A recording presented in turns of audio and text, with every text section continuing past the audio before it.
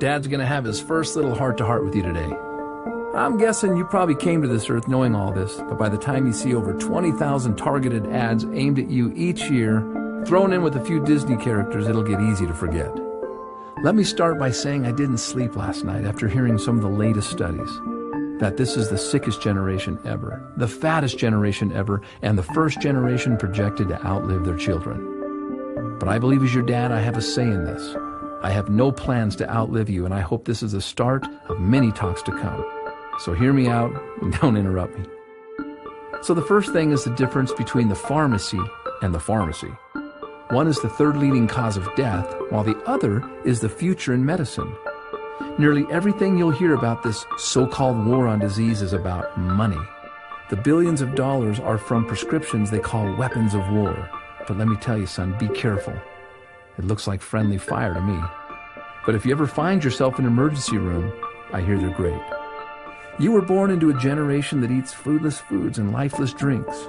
Your friends will think they're health nuts when it says 10% juice on their candy.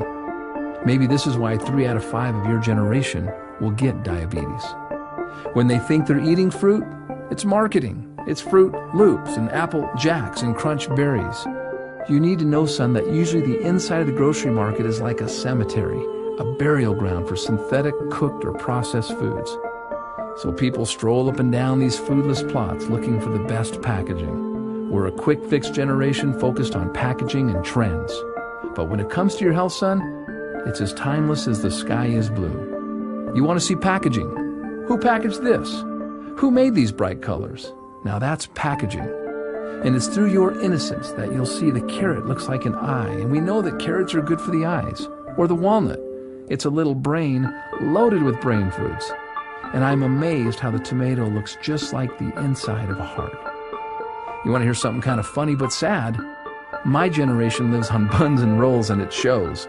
2 out of 3 of us are overweight. However, nature is nutritionally complicated, so we don't have to be. And oh yeah, another thing. See that over there?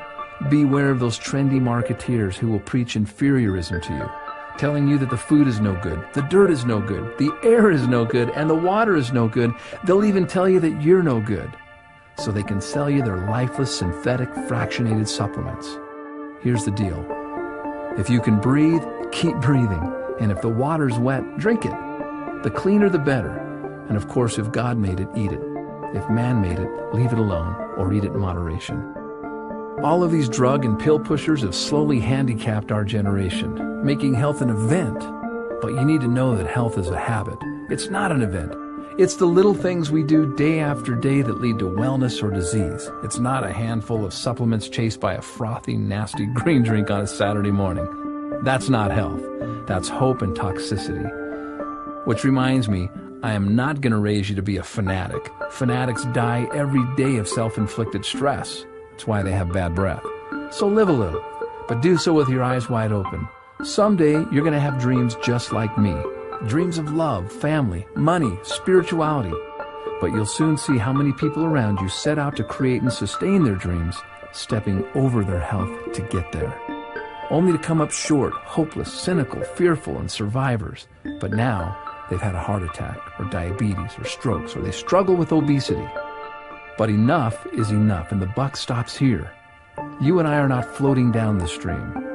So why am I telling you this? Because you're going to outlive me. I'll be your example. I may need your care and assistance someday.